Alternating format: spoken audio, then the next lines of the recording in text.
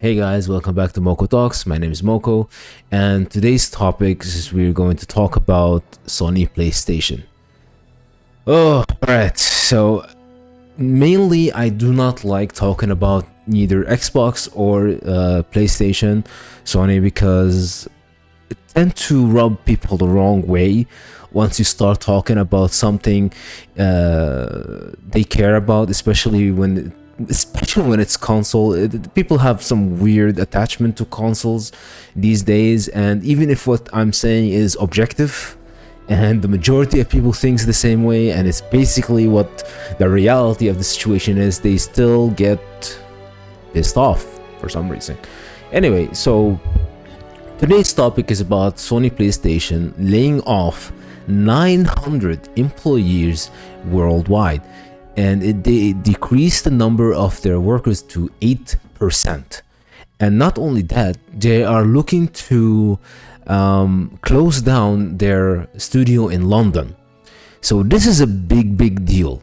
And I have the source right here, which I will read from it right now after I'm done with the introduction. Why this is happening, what's going on. And the main thing that I got from it is that Sony PlayStation is looking to reconstructure their business model.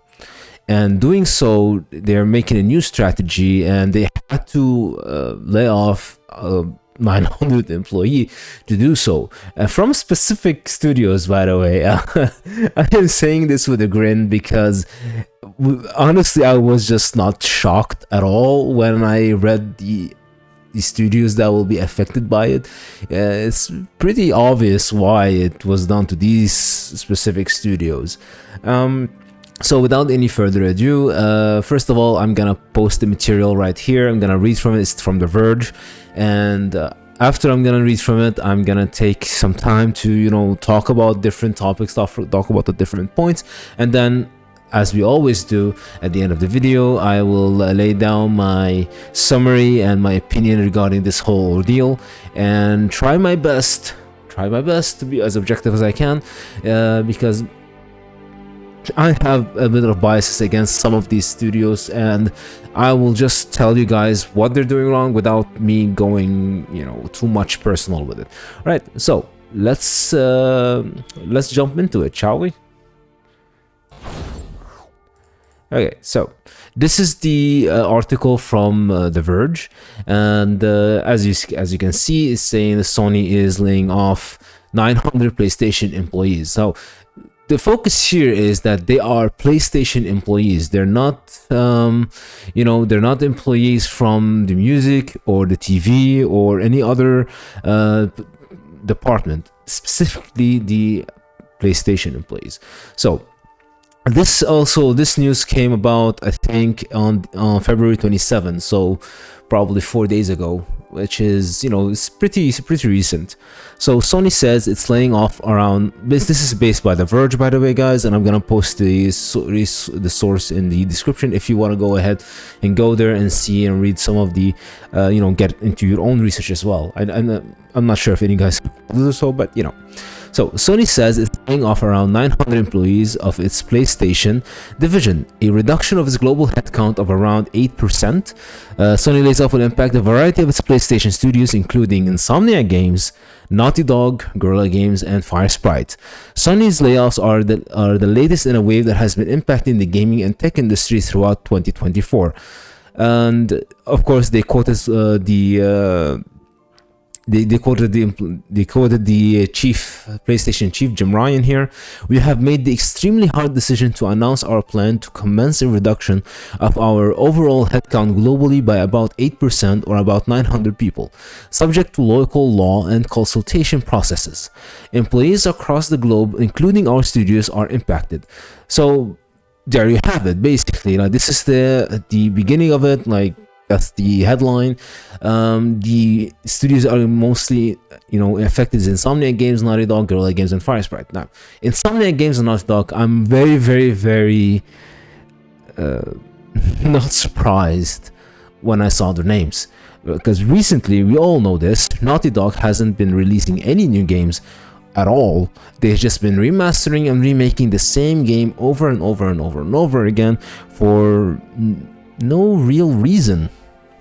So you have a lot of developers being paid so much money, and you're not even working on a new project. You're just, I don't know, just updating, the same project over and over and over again. I'm very surprised. I'm not surprised for Naughty Dog's being one of the studios that getting laid off, because I think it's oversaturated at this point. They got a lot of employees with no profits or revenues to show for it, or no new games, no new anything in that regard. So yeah, it's obvious. And Insomniac Games, I'm pretty sure it's because of the latest Spider-Man game that hasn't reached the expected ceiling of in profit wise. I have to assume so, because if it has, I'm pretty sure it wouldn't be affected by it.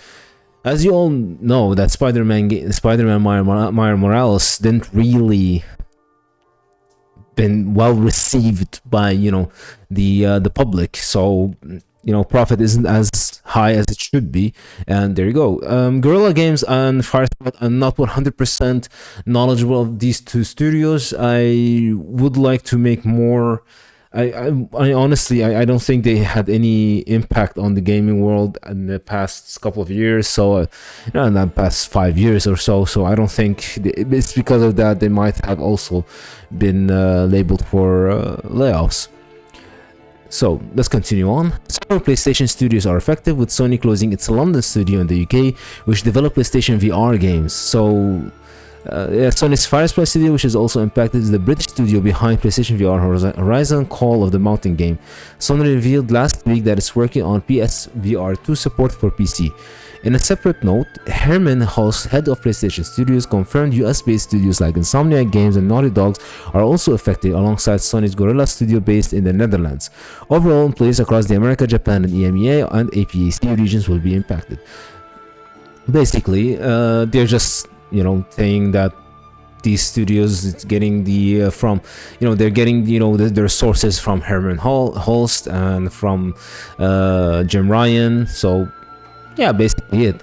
You have to understand something here, that a lot of these studios have employees that are being paid to do nothing, and it's been shown to us, the gaming community in general, that this is the case time and time again, with these employees themselves posting videos, TikTok videos or Instagram videos or whatever, showing how their life is at one of these at these studios. And honestly, these employees have way too much time on their hand when they are on Twitter 24/7 defending their games whenever any slight criticism goes their way.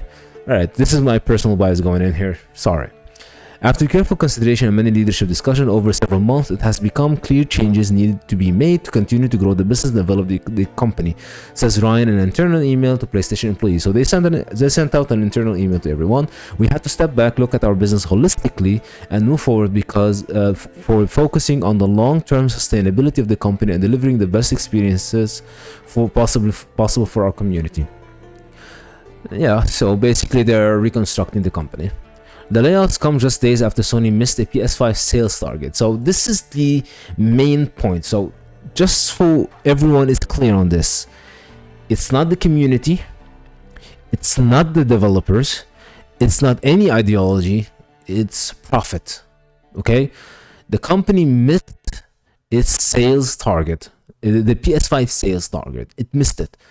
And honestly, if you want to think about it really carefully here, really well here, not having games specifically made for PlayStation 5 will not drive people to go ahead and buy the PlayStation 5s. I would dismiss this a bit. There has been on social media, you've seen people try to buy a PlayStation 5. Oh, this PlayStation 5 has a lot of PlayStation 5s have been out of stock for when it first came out. I would give you that, but after those couple of months, it died down so fast, because people noticed that there's no real games for PlayStation 5 exclusive. If you want to make consoles work in general, this is my opinion on it. I feel free to disagree. if you want to make consoles work and fight against PC games and PC gaming and the PC community in general, you have to have games that would make people buy them. So, like, it's just, like, for now, like GTA 6, for example, when it's gonna come out, a lot of people will like will say, well, it's gonna come out on PC. Why would I buy a PlayStation for that? Or you know.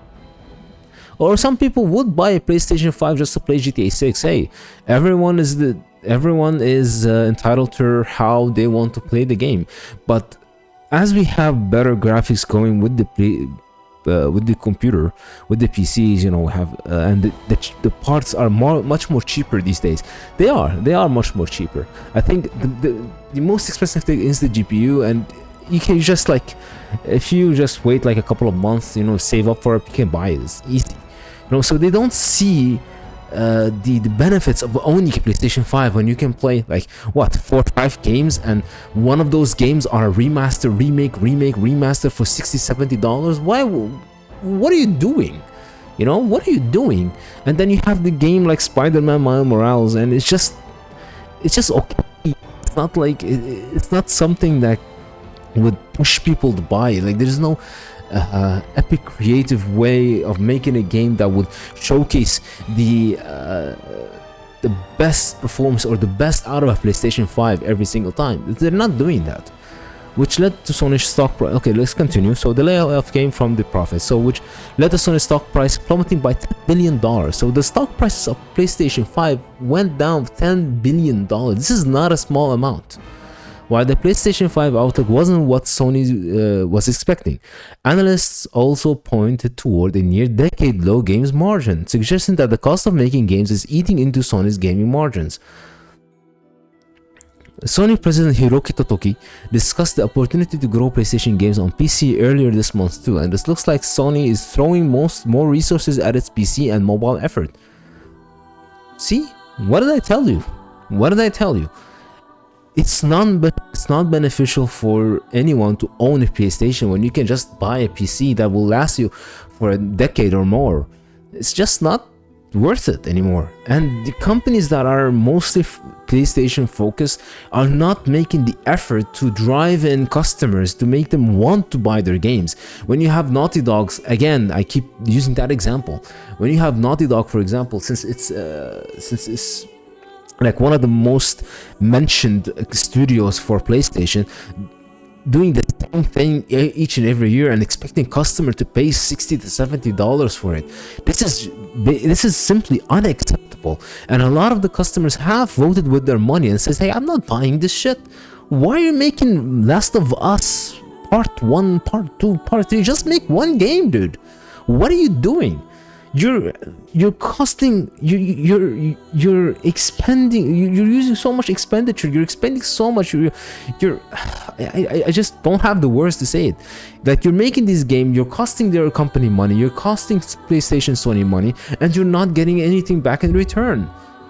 Or what?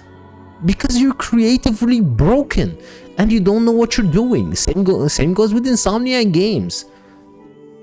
These studios don't have anything going for them. That's why this is happening right now. That's why Sony PlayStation is looking towards PC now. So this is what the host had said. Delivering and sustaining social online experiences, allowing PlayStation gamers to explore our worlds in different ways, as well as launching games on additional devices such as PC and mobile, requires a different approach and different resources. It's just, that is what it is, man. The game industry has been hit by waves of layoff recently, and 2023's great games were overshadowed by dark clouds of layoffs. Microsoft laid off 1,900 Activision Blizzard and Xbox employees last month, around 8% of the overall Microsoft gaming division. Unity also laid off 25% of its workforce last month, and Discord laid off 70% of its employees. Here's the full numbers from Riot. Okay, so why is this happening? Why? I'm gonna give you what the community understand. I'm just gonna talk on behalf of the community, the majority of the gaming community. We, as average gamer, we see these studios, we see Activision Blizzard, we see Microsoft Gaming Division, Discord even, and we see people on social media bragging and posting about how easy their life is. All right, this is one of the social aspects of it, not the profit gain. I'm talking about not the business sense, business side. I'm talking about the social side of it. Okay, so once we this is what gives us some of the, you know, the insights of why this is going on. This is why I'm not shocked when I see these numbers. No one was shocked when half of the Twitter employees were, you know, were fired, were laid off, because the gaming industry does not know how to run itself. It doesn't know that. Either you get businessmen who don't understand a single thing about gaming and just want to make profit without understanding what you need to do, what the essence of gaming is, what gamers actually want. This is on one side of the coin, and on the other side of the spectrum, this is like one of the extreme side of the spectrum, and this is the other extreme side of the spectrum. You have this area where you have social people who get these kind of jobs. I don't know how they, by the way. It's mind-boggling how they keep getting these jobs, and they go into the gaming industry without understanding anything about the gaming world, without understanding anything how games should be portrayed as, and they start hammering their own ideology inside the games that all of the gaming community used to love and cherish. All right, so you have this side of the spectrum and this side of the spectrum. So the gaming industry either is this or both in one company. And what does this happen? Who are your customers? They are gamers that have been gaming since 1980. You have gamers from 1980, my dude. Okay, you know, so they know if this product is good or bad. They know it, and they're the ones who are able to vote with their wallets. You have the young kids playing Minecraft, playing Roblox, playing Fortnite, playing PUBG at the time, playing FIFA, I think, or Call of Duty. So Call of Duty is also I think it's making okay money right at this point. But even Call of Duty right now is not doing so good, because it's being like you're not adding any creativity into your games. Like Baldur's Gate 3, for example, as an example, it was a huge hit, a humongous hit. Everyone bought it. Everyone's still playing it. Why? Because it's written so well. It started with a big some bugs, some problems. Sure, it's not no game is perfect at this day and age, but it had great gameplay mechanics, it had great story, great graphics, great music, great writing, great voice acting, great dialogue. Everything about it was top notch. And then you have other games like the Insomniac Studios, like Suicide Squad. Like, when you have such low standards when it comes to dialogue, when it comes to writing, like they can't even write a simple sentence that's illegible, that makes sense. Everything has to be weird, bizarre, and random. I don't understand why. And these are the people working at this company, Activision Blizzard. You saw what happened with Overwatch. Everyone told them, we want what you promised us, and none of the promise came through. They didn't came through with their promise. Bam, half the team is gone. Well, yeah, that's what's going to happen when players don't buy your games. You are not gonna get the expected revenue. By the way, there's something called expected revenue or expected profit, and the actual profit is management. By the way, in the business world, management and the upper management only cares not about the actual profit. They look at what the expected profit margin was. And if they see that the expected margin profit was here and your profit was here, then you, as a business, you failed. Right? This is how they see. They look at numbers. They don't look whether you're woke or not. They don't look whether you're an actual gamer or not. They don't look whether you are whether you own a PlayStation 5, Xbox, or PC. They don't look about, they don't care. They don't care They don't care what you say on Twitter. They don't care if a character is white, black, Indian, Arabic, Middle Eastern, whatever. They don't care about these things. They don't care what sexuality is a character in a game is. They don't care if the character's name is start with an A or a Z or an X. They don't care. What they care about is the results. This game, how much did it sell for, and how much did we expect it to sell for? If the expectation was, let's say the game sold for $20 million and the expectation was $50 million and the cost was 8 million or 10 million, then you failed. That is it. That's all there is to it. So what the company does right now, as a company, as someone who as someone who understands the business world, as a company, your main focus right now to do is try to start a different strategy. First, you come up, see, okay, where are we leaking money?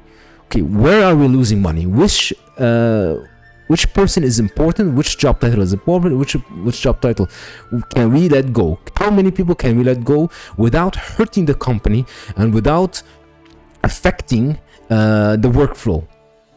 This is how they think. And when they open up and see you have like diversity chief or copyright for diversity outsourcing or whatever, when they see this title and they see that you're making over $2,000 per month, they are gonna lay you off. They're gonna cut you off. They don't care what you do for the diversity. They don't care what you do for the characters. They don't care what you add to the game from your own ideology. The only thing they care about is that you don't affect the workflow, and they can cut you off and save off $2,000 a month. That's how they think. All right, let's read the full memo here, and then we'll close off with a summary. Team, it is important to provide you with updates about the business as often as possible. Today, I am writing with sad news. Through discussions over the past few months about the evolving economic landscape, changes in the way we develop, distribute, and launch products, and ensuring our organization is future ready in this rapidly changing industry, we have concluded that tough decisions have become inevitable. The leadership team and I made the incredibly difficult decision to reconstructure operations, which regrettably includes a reduction in our workforce, impacting very talented individuals who have contributed to our success.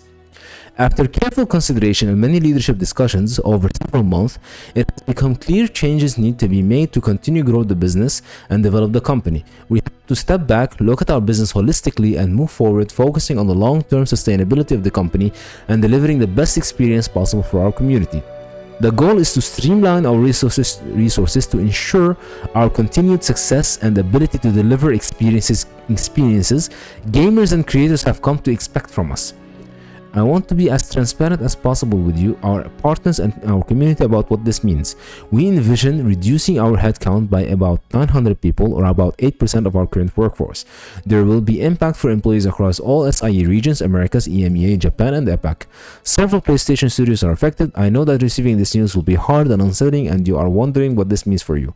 Timelines and procedures for how we approach this will vary based on our location due to local laws and regulations. For those of you in the US, all impacted employees will be notified today. In the UK, it is proposed that PlayStation Studio London studio will close in its entirety, that there will be a reduction in Fire Sprite studio, and that there will be a reduction in various functions across SIE in the UK. The proposed changes means that we will enter a period of collective consultation before any final decisions are taken. All employees who are part of the collective consultation will be made aware of the next steps today. So here he listing in Japan and everything and saying thank you for your understanding, whatever.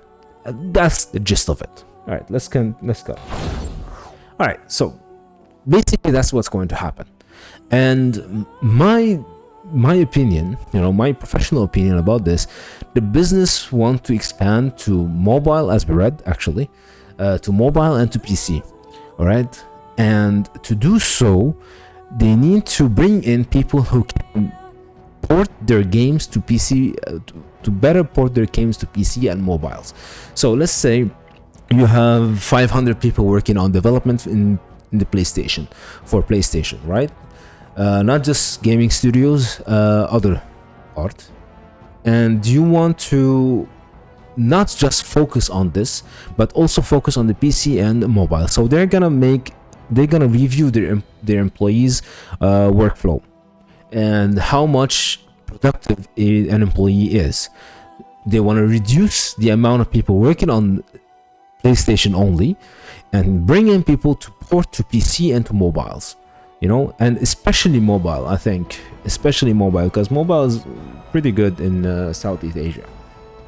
So doing so, they need to reduce the amount of people so that the company doesn't lose a lot of money to get in and overinflate their company with clutter. It's just clutter it with employees. Closing the London studio that works on VR means that they're scratching that whole project. I think they don't want to work on PlayStation VR, and in my opinion, I think in the near future they're gonna work on VR on PC, because it's much more. It has advanced much more on PC than it has on PlayStation. I think that's the gist of it all, and I don't want to celebrate people losing their jobs. It's not a celebration here. It's not something that I am happy to read about. Okay, it is what it is. That's the world we live in. That's real life, and I feel like a lot of Americans, especially Americans, have believed that they're protected by some sort of bubble. Okay, especially when they work in gaming studios, in the gaming industry, especially in the gaming industry, there was a huge boom, and I think now it's about to pop. And I want to say this at the end of the day: no one likes to lose their job. No one likes to be homeless or jobless. This isn't something we should celebrate about. But every single person who keeps shouting useless shit on social media need to shut the fuck up and grow up and start to realize that companies don't care about your diversity. They don't care about your ideology. They don't care what kind of pronoun a character has.